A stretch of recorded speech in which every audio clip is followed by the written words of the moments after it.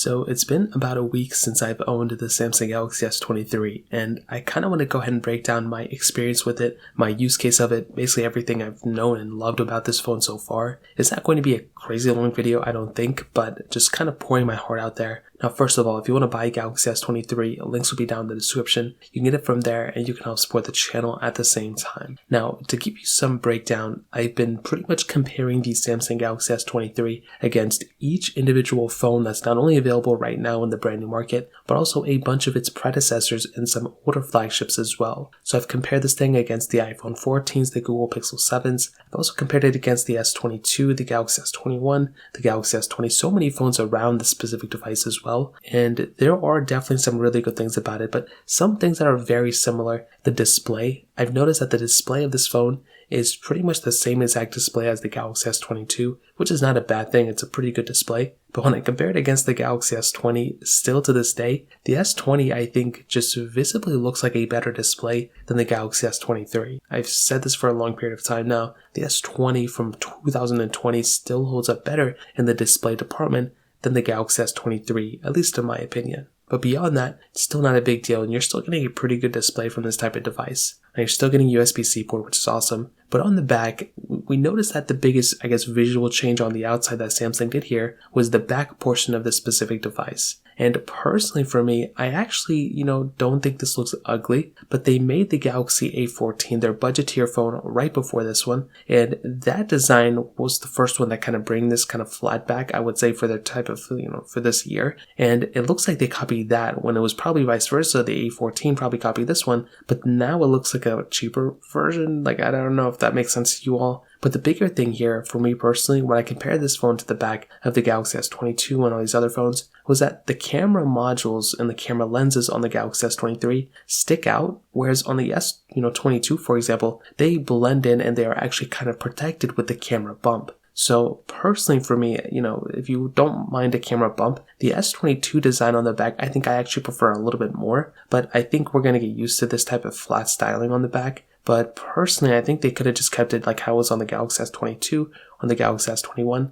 I think that may have been a little bit of a better approach, would have protected the camera lenses a little bit better. I own a lot of phones that kind of have like a flat back kind of thing, and the cameras on them, like as soon as you crack the back, the camera lenses usually crack too. So just one thing to keep in mind. But beyond that, on the outside, I think this phone still looks pretty good. There wasn't any big gimmick on this phone or a big feature that you have to go and upgrade to this one coming from its predecessor. I think it was a pretty small upgrade, at least on the outside, and I don't think that's a bad thing. I think the Galaxy S22 looked pretty good, and this one looks pretty much the same. It's pretty much on par with that. Now, in terms of, the camera, this is, the one thing I've been kind of stating. It doesn't seem to me that it's a big improvement in the camera department either. I do like how this phone has, like I said, a bunch of features built in. You have pretty much the capability of doing everything you'd ever want inside of this type of camera. That 8K capability is great, but it has been kind of more or less the same, which is honestly not a bad thing. Samsung makes really good cameras. Their camera software, I feel like, is really good as well, with a ton of features inside of it. So even though some people prefer stock Android for everything else, I think we all have to kind of understand that Samsung makes some of the best cameras out there. One thing I've noticed though, still to this day, applications like Snapchat and Instagram and those type of apps don't really work out too well in the camera department. It's just one of those things that I think it's more of an, Android problem with the developers rather than a Samsung problem. But I do feel like Samsung is doing the most in actually making sure that issue isn't really as big of a deal anymore. So again, just one of those things to keep in mind. I don't think it'd be a reason why I would go and switch from a Galaxy S22 to another one, but it's just still kind of annoying that these types of phones still, I don't know if it's the applications that are the problems or whatever, but I'm hoping they can get improved there. But beyond that, the stock camera, very good photos, very good videos. It's a very good capable phone for sure. Now in the software and longevity portion, this is another thing that I've noticed as well. You have to remember, with something like the Galaxy S23, this phone is going to be supported for a long period of time. And this is probably the biggest reason why you'd want to pick up a phone like this over a phone like a Samsung Galaxy S22 or S21 or S20 is because of the software updates. This phone is going to be lasting for so long, it's not even funny. This phone's pretty much going to be lasting forever. And not forever, but probably for the next 4 or 5 years. Even though it may not get the full, 4 years of software updates,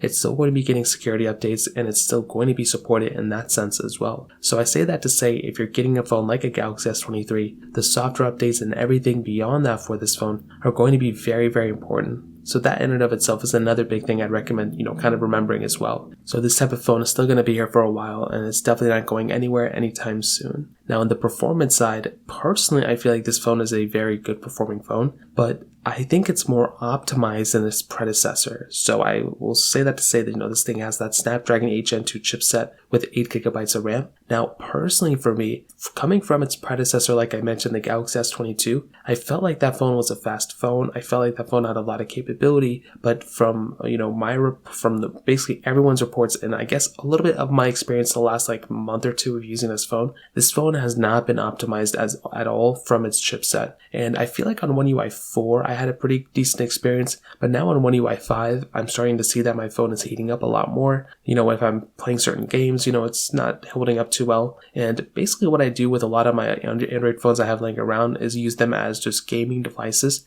mostly for emulators. Android has a bunch of emulators out there, which is so beautiful, and they're pretty much optimized for those chipsets. The Snapdragon 8 Gen 1, even though it really wasn't as optimized in the battery standpoint and it was heating up like crazy, it was very, very good at playing the games that I wanted it to play on. With the Galaxy S23, I still have to do some more testing, but just from the initial comparisons coming from the Galaxy S22 and the iPhone 14s, it's a very fast phone. It can definitely, put out whatever you really need to do with it. Depends drastically on what you're trying to do. Are you trying to just play basic games? Are you trying to play heavy intensive games? If you're trying to just do basic tasks like messages and phone calls, things like that, it has a whole spectrum of different things it can do, so from that perspective, it can realistically handle almost everything you're going to do on it. So that is a really good thing there. But just keep in mind that with the 8 Gen 2 chipset, I'm sure there's still going to be quite a bit of workaround that Qualcomm's going to have to do. There's still going to be reports that, this chipset isn't that great. So I'm still probably going to understand that it's going to be better throughout time. So just keep your phone updated. Whenever there's a new security patch or whenever there's new updates, just keep your phone updated as you can. But from my initial understanding and from me initially using the specific phone, it's been a pretty good experience.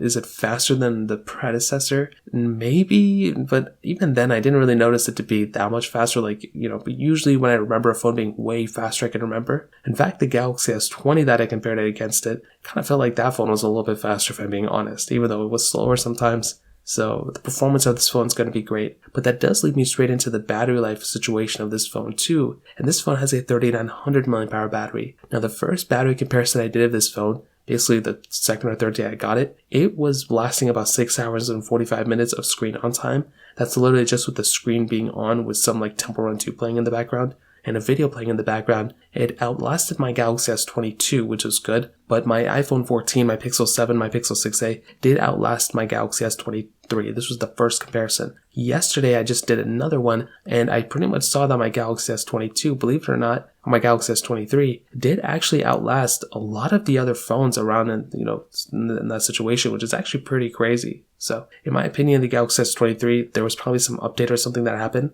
So now that phone is performing much better than initially thought. So I don't know what happened overnight. But to kind of sum up my last week of using the S23, it's been a bumpy road. There's been a lot of ups, a lot of downs. But I think this is a very good phone. I think it's a good upgrade coming from the Galaxy S22. It wasn't as big of an upgrade from the S21 to the S22 or the S20 to the S21. So definitely more a side grade, a side upgrade. But I still think Samsung did a great job here. Hopefully there's not some crazy big, insane drama that's going on with this device, because if there is, then that's going to be kind of back-to-back phones that are kind of in that situation. But beyond that, I still think this phone is worth buying, and that's kind of been my review for the last week of using this phone. If you have any other thoughts or questions, let me know in the comment section below. Hit the like button, that'll mean so much, but definitely hit that subscribe button. More importantly than everything else, I love every single one of you guys. Hopefully I'll catch you guys in the next video. Peace out till then.